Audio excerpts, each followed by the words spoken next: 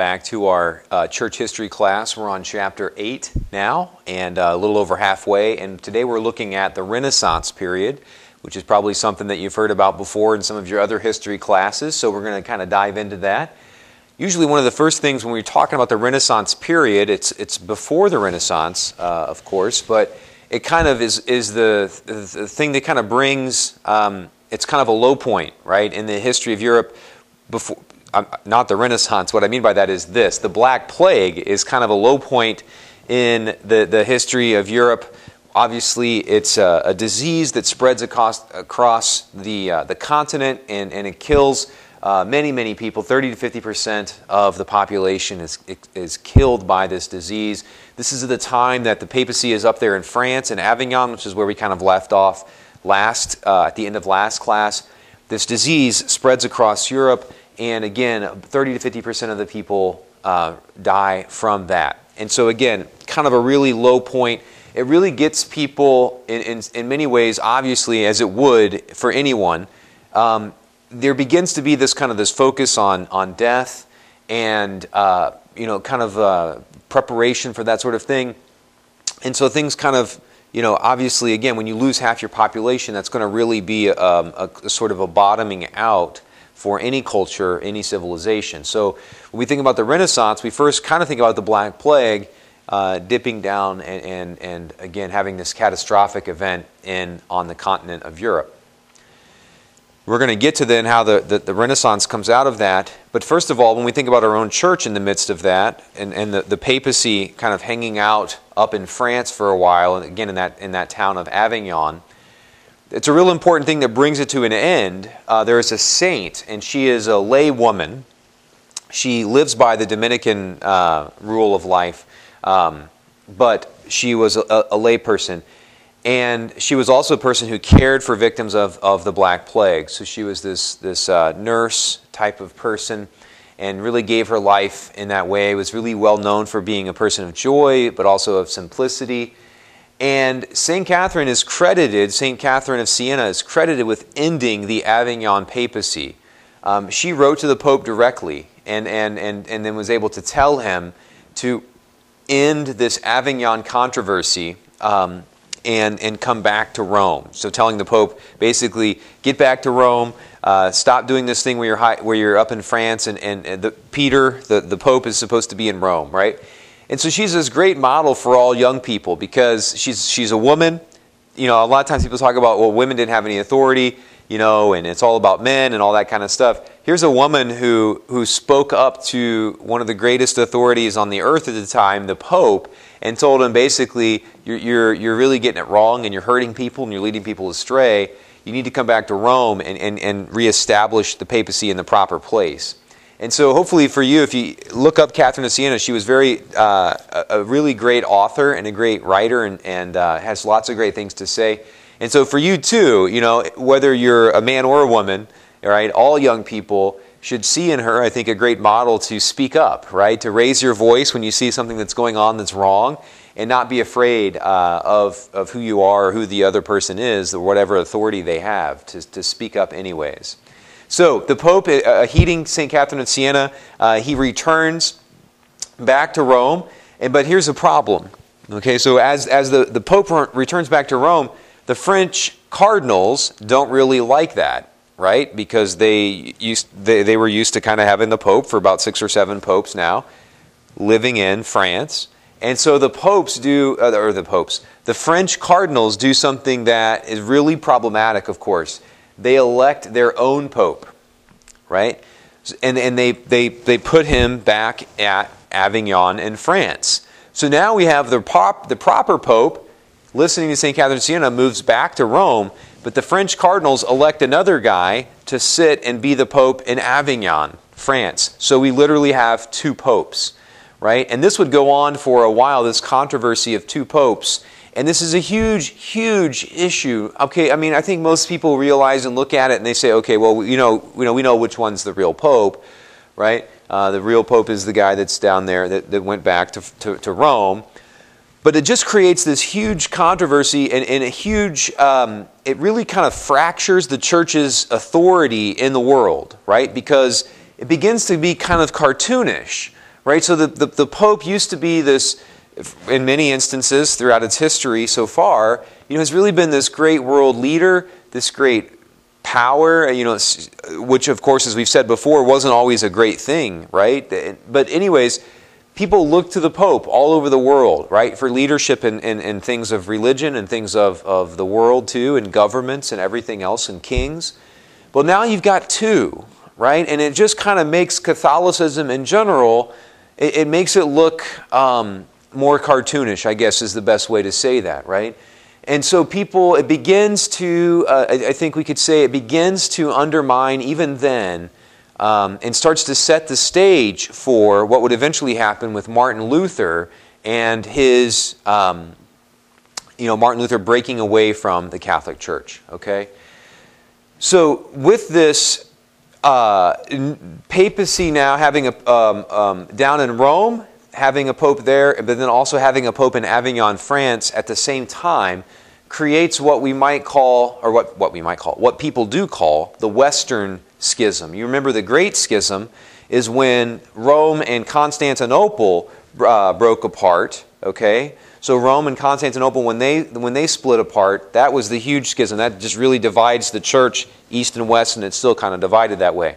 The Western Schism doesn't last as long, right? But it's the people that were saying, you know what, instead of following the Pope in Rome, we're going to follow this guy in Avignon, France. So this dark green area here and a little bit up here is the area that follows the Avignon papacy, and this is the part of Europe that follows the Pope in Rome.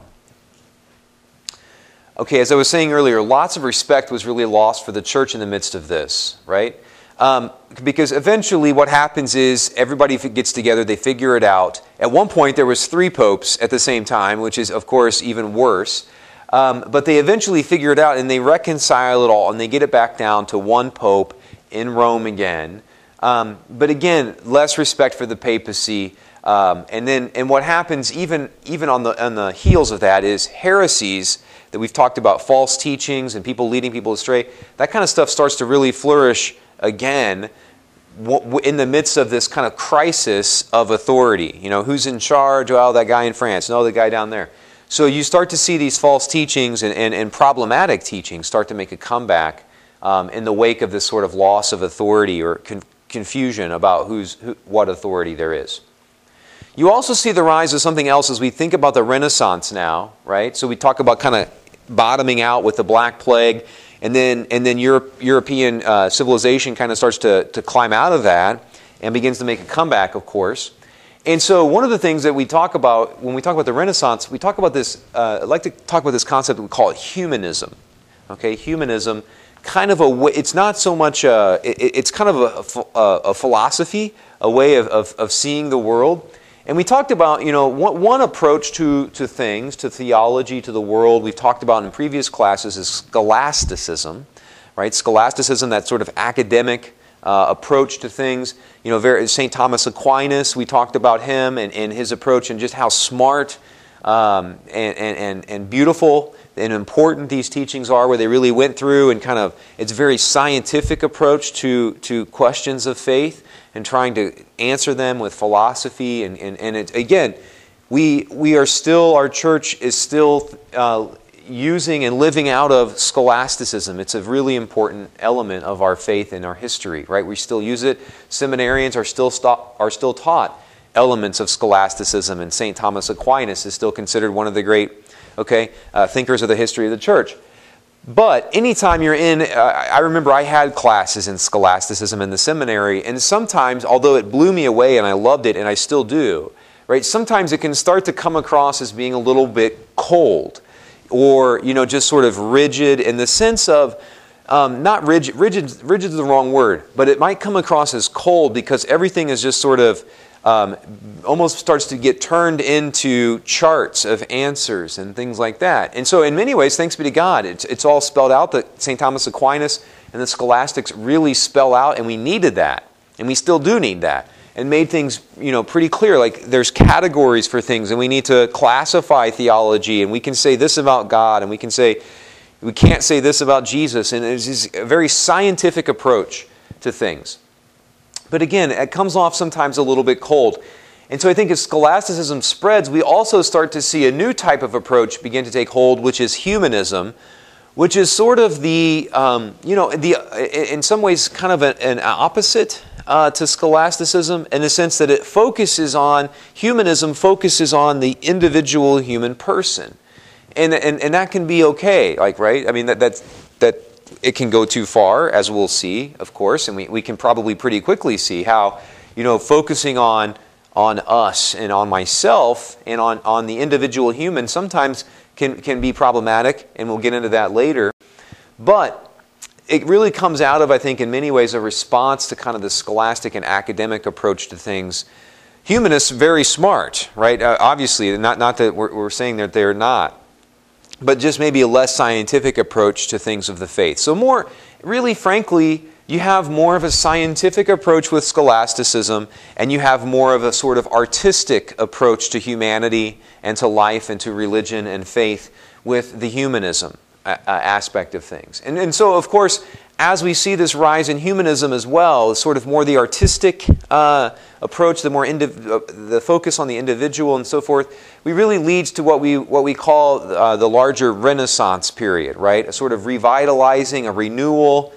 And this is coming from an encounter with a lot of culture from the past. People are kind of rediscovering, poets and thinkers that were talking about humanism in some different ways. And so we have Homer and Cicero and Virgil and lots of these other poets and Greek writers and so forth that begin to be cherished. And so we see this rise in humanism, which then kind of leads to this Renaissance, this sort of artistic renewal, this revitalization in that way of the sort of human aspects of culture and of our faith. Okay, so you need both, I think it's fair to say, just kind of a quick commentary. You need your scholasticism to kind of give you that rooted base and some definitions and terms and how to think through life and think through faith. And then you need that humanistic aspect of your Catholic faith too, which is, again, artistic and this realization that I'm in a relationship with God and all the beauty and all those sorts of things, the poetic aspect of our faith. So we have some great Catholic figures of the Renaissance, right? And these are just a couple, but these are just the names that you might have heard before. Dante Alighieri, who wrote the Divine Comedy, or Dante's Inferno, which is a part of that. Okay, so he's one of the greatest poets in the history of the world. Many people consider him to be that way. And he was very much writing his poetry out of his Catholic faith. You have an artist named by the name of Giotto, which if you're into art, you might have heard of him as one of the great painters. Of course, we have Michelangelo, is one of the Renaissance humanist Catholic artists. And of course, the Sistine Chapel, the Pieta that we saw if you were on World Youth Day, has so many famous statues, amazing paintings, and on and on. And then even just in the idea of writing and so forth, we have a great English saint, St. Thomas More, who wrote some great poetry and some great prose as well. Here's just a quick little example, of course, probably the most famous piece of art in Catholic history, the painting of the Sistine Chapel by Michelangelo. He painted the whole thing. Unbelievable, right? And this is probably 3 or 4 stories tall. You have down here, you have at the end you can see the altar down there in the Sistine Chapel. So this is what you're looking at when you're celebrating Mass, if you're looking up and holding the host, which is awesome, right? But this is the divine judgment. You have Christ in the middle, and you have hell, and you have the saints coming up to heaven. Up here on the ceiling, you have some famous paintings images that you've seen. There's God reaching his hand out to Adam, the fingers touching each other almost. You have Satan tempting Adam and Eve there, a really famous painting there. So you have lots of other biblical Old Testament images, prophets, and so forth on the ceiling of the Sistine Chapel. And then he's got lots of other artistic works here of the life of Christ and others there on the sides of the chapel as well. It's an amazing thing. It's worth, obviously, if you're ever in Rome or in Europe, make the trip there. It's part of the Vatican, of course, but it's totally, it's just an unbelievable thing. Finally, then, in conclusion, as we're thinking about the Renaissance, is as we see this rise in, again, we're talking this rise in culture, this rise in beauty and art. and some of those things. It's not a big surprise to me or to most people that unfortunately some of that, the excess of that, the sinful parts of that, right? So you can become a sinful scholastic by just overly focusing on rules and regulations and laws. You can become too humanistic, right, by kind of indulging in, excess and those kinds of things for myself. I can begin to love myself too much, so to speak, as a humanist. And so you see those things are out there always, and they always will be. There are always going to be those temptations to go too far in either direction. So some of this, as the Renaissance flourishes, some of that excess falls into the papacy. And so you had there for a while, you have a string of really worldly popes, right? Even scandalously so at times. One of the most famous, of course, is Alexander VI, who fathered at least one child, if not multiple ones, outside of a marriage, of course. And so it's important. I mean, he repented at the end of his life, but I think the bigger thing here to know is, as a young adult, you're going to get asked questions about, oh, you're Catholic, well, what about the bad popes, right?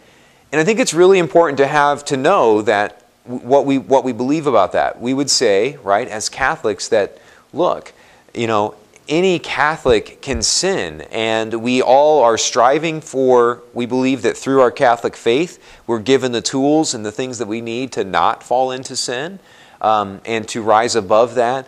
But no matter who the Catholic is, no matter who the person is, that person can fall into sin. And so including the Pope, right? The popes are perfect examples of that. At times, they're all people who have sinned. St. Peter sinned and denied Christ 3 times. And so we ought to be saddened by that. Anytime any of us sin, right, in any point in history, we should be saddened by that sin. When it's done by people who ought to really, hopefully be even, living lives more closely conformed with Christ, if possible, because they are our leaders and all the world is looking to them. We ought to be saddened by that, but it ought not to really wreck our Catholic faith in any way, right? We ought to just be able to say, okay, well, I mean, unfortunately, lots of people sin, including popes, bishops, cardinals, priests, right? I used that quote one time in a homily from St. John Chrysostom, that the road to hell is paved with the skulls of bishops and priests. Right? So just because somebody is a bishop or a pope or a priest or a cardinal doesn't mean that they're not going to sin, and it ought not to be something that when they do sin, it shouldn't really affect my faith. I'm still called to live and become holy, right? That would almost be crazy if God said, well, you should be good and live a certain way unless Dave over there sins, right? And then if Dave sins, then you can do whatever you want. No, I mean, God's calling you and I to a relationship and to live a particular way with Him, to be a person of prayer and the sacraments. And so I'm going to do that. And it's not going to be affected by whether or not Bill is doing it, or Beth, or Tim, or whoever, or Pope. The Pope Alexander VI. My faith, my call is to be the best version of myself, the best version that I can be, responding to God's grace. And so the sins of other people really shouldn't affect my faith in that way. Okay, so our questions for today. What religious woman confronted the Pope and convinced him to leave Avignon and get back to Rome? Number 2, the Western Schism is when there was a person claiming to be Pope in Rome and also a person to be claiming to be Pope in what other French city? Number 3, who painted the Sistine Chapel? Number 4, who wrote the Divine Comedy, including the Inferno? And number 5, when someone asks you, so you're Catholic, what about all the bad popes? I want you to write a couple sentences explaining how you might answer that question to them. Okay? That's all we have today for our class. I hope and pray that you're having a great week. And please let me know if I can ever help with anything in any way. And have a wonderful week. Know of my prayers for you, and God bless.